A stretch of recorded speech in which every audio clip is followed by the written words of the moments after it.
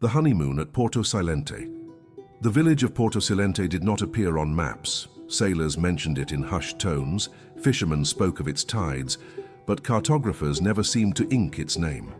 That was precisely why Jonathan and Eleanor Hale had chosen it. They wanted a quiet honeymoon, away from Los Angeles noise where the sea could cradle them into peace.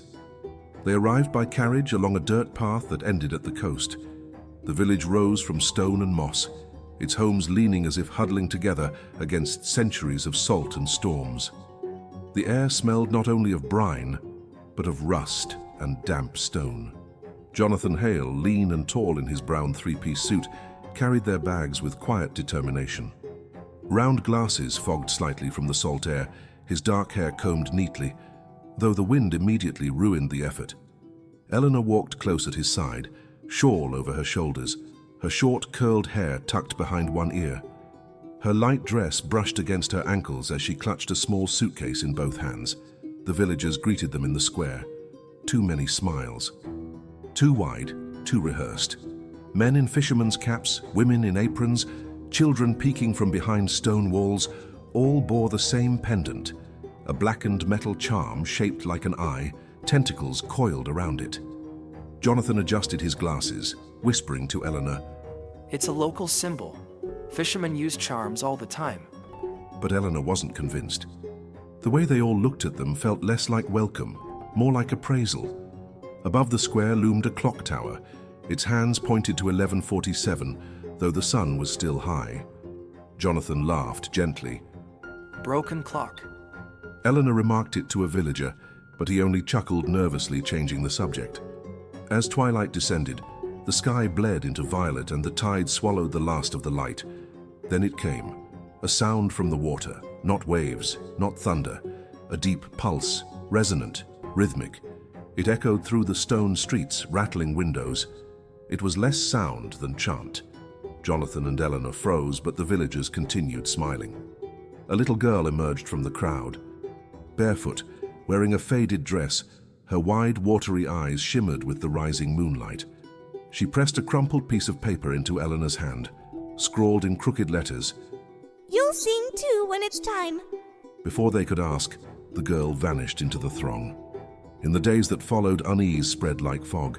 The villagers' lives ran in eerie synchronization. Doors opened in the morning at the same moment. Conversations ended mid-sentence as if by signal. Shutters closed in unison when the sun dipped. One evening, curiosity overcame fear. Jonathan and Eleanor trailed behind a group, moving silently toward the docks. They hid among crates and watched. The entire village stood in formation, pendants raised. Their voices joined in a guttural chant, a language without vowels, like waves grinding against cliffs. The sea answered back. The water swelled and sank, exhaling as though lungs hid beneath it. Eleanor gripped Jonathan's arm, whispering, "It's alive." He shook his head, glasses slipping. "It's resonance. Maybe natural. Some geological." But he didn't believe his own words. That night, they sought shelter in an abandoned inn on the edge of town. Dust veiled the furniture, cobwebs clung to broken shutters, and moonlight carved sharp angles across the floor. Jonathan lit a candle while Eleanor opened a ledger, half buried under rags. Names filled the pages, each one crossed out. Beside them, notes written in the same steady hand. Sang for the first time. Accepted. Refused. Taken. Heard the call too early, did not survive. Jonathan's breath caught in his throat. They record them. Visitors. Eleanor flipped through faster, fingers trembling. Dozens of pages, dozens of names, none uncrossed. Something skittered behind them. When Jonathan turned, the little girl stood in the doorway again, wide eyes reflecting the candle. She whispered, "Don't look too deep. The sea chooses who listens." Then she was gone, as swiftly as before. Every act of kindness from the villagers now felt poisonous. The tavern keeper's bread, the fisherman's smile, the priest's gentle questions. It wasn't hospitality, it was surveillance. On the penultimate night, they could not hide. A knock came to their door. a villager's voice, cheerful but unyielding. "A special event tonight, you must join." Refusal was unthinkable. The couple were led to the docks, where every villager already waited. Torches burned along the pier, flames bending against a sea breeze that seemed to hum.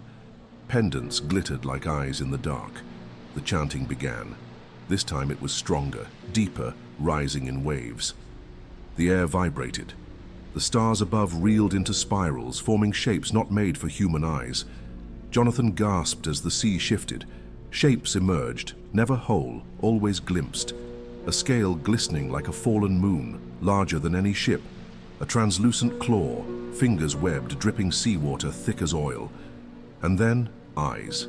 Abyssal, unblinking, reflecting no light, only swallowing it. Helena clutched his sleeve, whispering, Don't look. but Jonathan could not turn away. Something in the sound pierced him. The chant entered his bones, his veins.